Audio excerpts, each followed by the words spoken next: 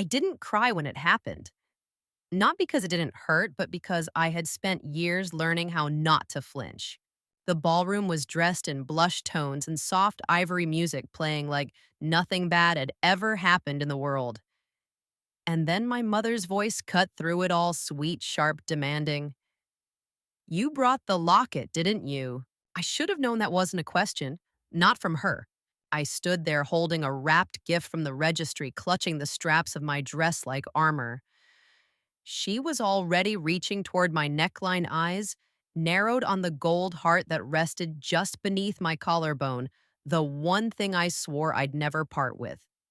Not for her, not for anyone. But this wasn't about a piece of jewelry. It never was. This was about ownership, about power, about a woman who couldn't stand the idea that I had something she couldn't control. Even if it was just a locket I'd bought in secret after the worst day of my life, the day I lost my child. She didn't ask what it meant to me. She didn't care. This baby deserves it now, she said flatly, as if my grief had an expiration date and Olivia's pregnancy was somehow more valid. I told her no, quiet at first, then louder when she leaned in like she didn't hear me. And then in front of 50 guests and a banner that said, "A new star is coming." Her hand cut across my face like punctuation. A sharp, violent period at the end of a sentence I never got to finish. Gasps. A fork dropped to the floor. Somewhere in the background, a child started crying, maybe from the sound, maybe from the silence that followed. And I just stood there, not because I was shocked, but because deep down I wasn't. This had always been coming. That slap was a lifetime in the making. The sound of her hand meeting my cheek echoed far louder than it should have in a room filled with music. And yet no one moved at first, like they needed a second to translate what they'd just seen, a mother in pearls and powder, striking her grown daughter in a place meant for joy. Her hand dropped back to her side, steady practiced. She didn't look sorry. She looked pleased. Because for her, control was comfort. That slap wasn't rage. It was reassurance to herself, to the room. To the story she'd always told that I was fragile, unstable, dramatic. And what do you do with daughters like that? You correct them. Publicly. Brutally if needed. She didn't care who saw. But someone had multiple someones. And one of them was my Aunt Eleanor, who, unlike the others, didn't look away. She was already by my side before I could register the sting. Before the shame could rise and choke my throat.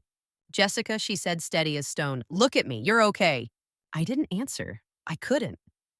I was somewhere between rage and collapse, between standing my ground and sinking into it. Patrick, my husband, appeared out of the crowd like a storm rolling in, sleeves rolled, jaw clenched, phone already in hand. You're done, he said to my mother. You just assaulted her. It was a slap, she scoffed. Don't be ridiculous. Assault, he repeated louder this time, as if correcting her definition. In public, with witnesses, he pressed the call button. That's when it shifted the air, the tone, the room. People weren't whispering anymore, they were watching. Olivia stood frozen near the dessert table, holding her baby bump like a prop. She didn't say anything, didn't rush in, didn't cry. She just stared at me like I had ruined her day. Like my face getting hit was somehow inconvenient for her. I touched the spot on my cheek where the skin still burned. My fingers came back red. Don't, my mother hissed under her breath. Don't make a scene. I laughed soft and hollow. You made the scene. And then the police arrived. Officer Grant, calm, crisp, unimpressed. The kind of man who has seen far too much, but still knows the weight of silence when he walks into a room full of it. He took one look at my face, then at my mother, then at the shaky hands holding phones in the background. Witnesses, cameras, faces turned like sunflowers toward the truth. She didn't stand a chance. He asked if I wanted medical help. I said no. I want her arrested. And just like that, the world tilted. She laughed at first, that brittle, disbelieving sound of a woman who thought the rules didn't apply to her. Over a slap. He didn't answer, he just pulled out the cuffs. You're out of your mind, she snapped, flinching with the cold metal closed around her wrists. Maybe I was, but not in the way she meant. Because I wasn't just reacting to today, I was reacting to everything.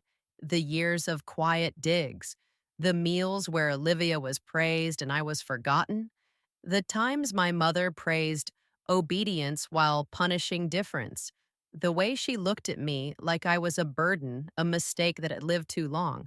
The slap was only the final symptom of a lifelong sickness.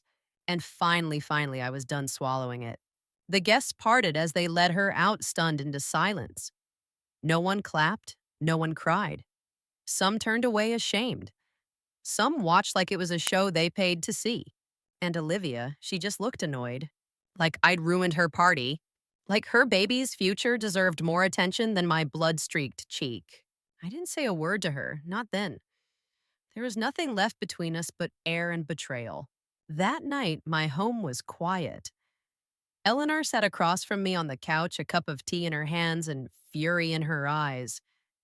Patrick paced the kitchen like a man replaying the same memory over and over, trying to make sense of it. But I wasn't thinking about the slap anymore. I was thinking about the locket, because she'd tried to take it, the one thing I had left after losing the baby. Not because she wanted it, but because she knew it mattered to me. That was always her power, taking what meant something and making it mean nothing. Except this time she failed. The next morning, I sat in a law office. Pale wood walls, diplomas like shields. The lawyer Samantha Reed had eyes like a hawk and a voice like steel. She didn't flinch when I showed her the photos. She didn't blink when I said press charges. I've seen worse, she said, but not often. Patrick was beside me, calm but coiled. He hadn't slept. We thought we had said everything. We hadn't. Because then Eric knocked, Olivia's husband. He stepped in quietly like he was entering a confession booth. He didn't sit at first, just stood with a folder in his hand and a storm behind his eyes. I should have said something sooner he began, but I didn't know how, or if it would make things worse. But after what happened yesterday, I can't stay quiet. He laid the folder on the desk like it was on fire. Receipts, screenshots, handwritten notes, dates. Jessica, he said, I think you need to see this. And I did. And I broke. Because inside that folder was the story I had felt but never proven. That the miscarriage, my baby's death, might not have been natural at all. Eric didn't look me in the eyes when he opened the folder. Maybe because he already knew what was inside would change everything. Not just the case, not just the narrative, but the way I understood the last year of my life. Inside were texts, dozens of them, between Olivia and my mother, screenshots of messages that should never have existed, not between family. She thinks she's special just because she got pregnant first. Don't worry, she won't be for long. Make sure she drinks the tea. I added the drops. I stared at the screen so long my eyes began to blur. Eric's voice, quiet and shaking, floated through the haze. I found these by accident. I wasn't snooping. Olivia left her phone open one night and I saw things I wasn't meant to see. I started saving what I could. At first I thought, maybe it was just talk. But after your miscarriage, I knew. I couldn't speak. My mouth was dry, my lungs were locked. I didn't know how to tell you, he added. I thought maybe I was wrong. Maybe it was coincidence. But when she hit you yesterday, something broke. I knew I had to come forward. I looked at the receipts orders for herbal concoctions from shady websites, prescriptions filled in someone else's name, delivery notes signed by my mother. I remembered that lunch, the one at her house just a few days before the miscarriage, how she'd insisted I try her new calming tea, how tired I'd felt afterward, and how I woke up the next morning with a dull ache that became blood. I never even made it to the doctor, just the bathroom floor, cold tile, quiet sobbing, Patrick calling for help. Samantha, the attorney, flipped through the folder in silence. Her face didn't change, but her jaw clenched. This, she said finally, is attempted harm of a fetus, with intent. Possibly a criminal conspiracy, depending on how deep it goes. Patrick's hand found mine. I didn't grip it. I was still frozen in that moment, still somewhere between shock and fury. Eric sat down, head in his hands. I filed for divorce, he said, months ago, but I never told anyone. I couldn't look at her the same after that day, not after realizing what she did. And now, she's carrying our child, and I'm terrified she'll raise it. Samantha spoke without emotion. She won't. Not if I have anything to say about it. The days that followed were a blur of legal procedures, interviews, affidavits. The restaurant had security footage. Crystal clear, my mother's hand, the sound, the faces of 50 guests watching. It was all there. And then there were the texts, the receipts, the timeline. It no longer looked like family dysfunction. It looked like a case.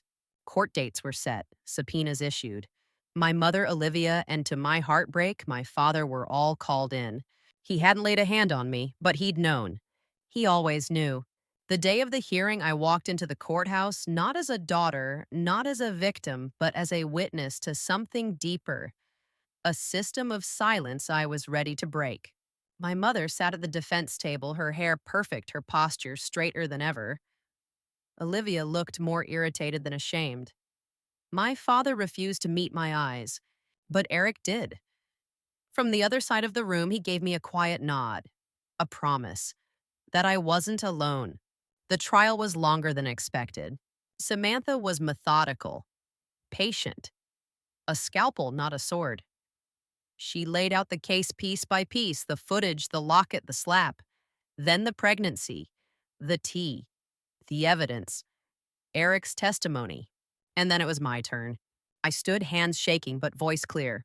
I didn't lose a child, I said. They took her from me.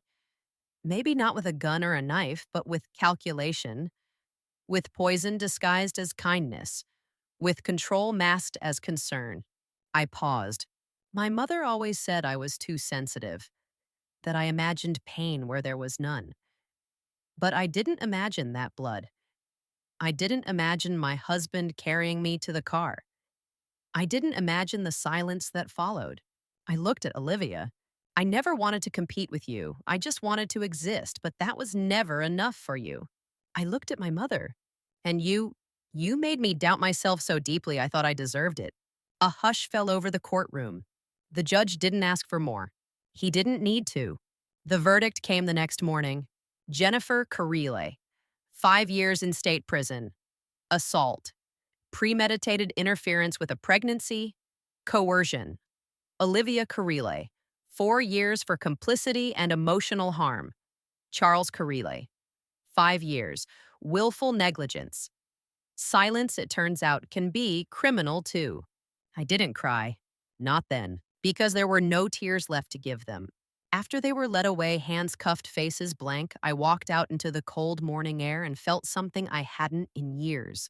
Space, room to breathe, to be, to live. But the story didn't end there, because a month later, Eric called. Olivia gave birth, he said. Healthy baby girl, no complications, she's beautiful.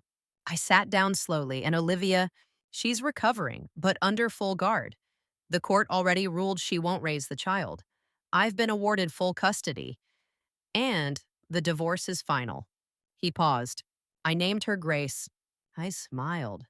For the first time in a long time, it didn't feel forced. She'll have a better life, I said. Because of you. No, he replied gently. Because of you. You said no when no one else would. Weeks passed. Boston thawed slowly into spring. Magnolia trees bloomed. Light returned to my windows. And in that quiet return to life, something else shifted. One Saturday morning, Eleanor returned. Not alone. Beside her was a girl, maybe 11 or 12, with cautious eyes and a battered backpack. Her name was Nora. She needs a home, Eleanor said softly. She's been in the system since her mother died. I thought maybe you'd want to meet her. Nora didn't speak at first, just looked around the room, taking in the shelves, the books, the sunlight. You draw, she asked. I try, I smiled. Can I see? I handed her a sketchbook. She flipped through it slowly, fingers lingering on the page with a little fox wearing rain boots. He looks like he's going somewhere, she whispered. He is, I replied, somewhere better. She smiled. So did I. That night, she stayed for dinner. By the end of the week, she asked if she could stay longer. By the end of the month, we were filling out paperwork. And by the time summer came, she was calling our guest room her room. She liked sunflowers. So Patrick planted a row behind the house. She liked tea with honey. So I taught her how to brew it just right. She liked the locket. So I told her what it meant, not as a symbol of loss anymore, but of everything I had survived and everything we could grow from. Sometimes at night, I'd check on her curled under a patchwork quilt sketchbook, still open pencils spilled across the floor. And I'd realize this is what healing feels like. It's not loud. It doesn't come with fanfare. It arrives slowly, quietly, in laughter you didn't expect to hear again, in footsteps that echo down hallways you thought would stay empty. Eric visits sometimes. With baby Grace, she has Olivia's eyes, but none of her cruelty. She giggles when Patrick lifts her up. She tugs at my necklaces, not knowing what they meant, once only what they mean now. A new chapter, a clean page, not unscarred, but unwritten. And sometimes that's enough. More than enough. A year passed. That sounds long, but time doesn't pass. In days, it passes in moments. Moments when you no longer feel like you're falling apart. Moments when you wake up and don't feel like you're gasping for air. When a hug isn't something you flinch from. When laughter finally returns and it doesn't carry sadness behind it. Our home doesn't feel the same anymore, and that's a good thing. Nora filled the empty spaces like sunlight creeping into forgotten corners. Her little sneakers sit beside Patrick's garden boots at the door. Her crayon drawings hang proudly on the fridge next to dentist appointment reminders and a crooked buy more mangoes note in her handwriting. She loves mangoes and chocolate. And curling up in the reading nook Patrick built under the stairs with fairy lights, beanbags, and a shelf just for her growing book collection. I returned to drawing. Not because I had to, because I wanted to. My hand no longer trembles when I pick up a pencil. And every time I start a new story, Nora's beside me offering ideas like she's co writing the tale, Give the Fox a Red Scarf. Make the princess carry a guitar, not a crown. She looks like someone who runs away, not someone who waits. This child has the mind of a poet and the eyes of someone who's seen too much too soon. She doesn't ask much about her birth mother, but sometimes when the rain falls and night creeps in, I'll catch her staring out the window just a little too long. I don't push. I just stay. Sometimes that's all you need, someone who doesn't leave. Patrick, as always, is the steady force that holds this home together. He doesn't speak much, but when Nora came home one day with the failed quiz, he didn't scold her. Instead, he helped her cut paper hearts and tape them to the fridge. You're still smart. Grades don't decide that. We see Eric too. He brings Grace on weekends, a baby girl with curls like clouds and a laugh like wind chimes. She calls Patrick Big Bear and calls me the Princess Drawer. We don't correct her. It fits. Eric sold the old house. He moved into a smaller apartment near the park. Not to hide, to start over. With grace. With the truth. With integrity. One afternoon, while Patrick played peekaboo with Grace on the carpet, Eric and I sat outside sipping lemonade on the porch. I still can't believe it all happened, he said. It feels like I used to live in a family where cruelty was normal and kindness was rare. I nodded. Normal is dangerous when you've been taught the wrong kind. He looked toward his daughter. She'll grow up different, I swear. I believed him. As for my parents and Olivia, they're still serving time. Sometimes their names show up in official letters or muted court updates. But I don't feel pain anymore when I see them. No bitterness, no desire for vengeance, just emptiness, like a room that's been closed and locked, and I no longer hold the key. One quiet Sunday, Nora came out onto the porch with her sketch pad pressed to her chest. I had a weird dream, she said, curling into the blanket beside me. What about? We lived in a house made of drawings. I smiled. Did it fall apart? Nope. She grinned. It was strong. The door was purple cardboard, the bed was made of bubbles, and the fireplace was string lights. I laughed. Sounds perfect. She looked at me more serious now. Houses don't have to be perfect to be home right. No, sweet girl, I said, wrapping my arm around her. They just have to be real. And we sat there, two people, one who had lost everything and one who never had anything to begin with building a family no one taught us how to build. Not by blood, not by law, but by choice. That evening, I stood in front of the mirror and removed the gold heart shaped locket from my neck. It didn't carry grief anymore. It carried memory. Inside were two tiny photos. One was my old ultrasound. The other a snapshot of Nora laughing in the garden holding a sunflower twice her size. I no longer needed to close the book on the past.